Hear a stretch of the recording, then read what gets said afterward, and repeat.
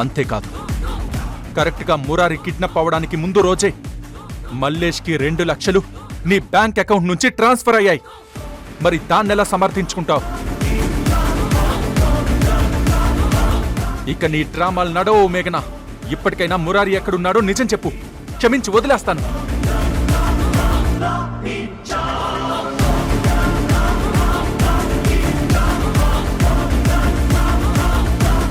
చూడు తరుణ్, ఎప్పట్లాగే మురారి విషయంలో కూడా నువ్వు నా మీద నింద వేస్తావని నేను ముందే ఊహించాను. అందుకే నేను ఆల్రెడీ యాంటిసిపేటరీ బెయిల్ తీసుకున్నాను.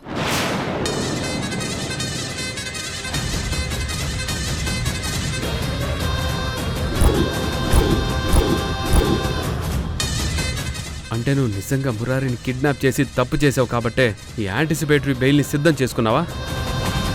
లేదు, నేను ఏ నేరం చేయలేదు అని నిరూపించుకునే వరకు నన్ను నేను ప్రొటెక్ట్ చేసుకోవడానికి ఈ యాంటిసిపేటరీ బెయిల్ తీసుకున్నాను. బొమ్మరిల్లు రాత్రి 8 గంటలకు మీ ఈటీవీలో.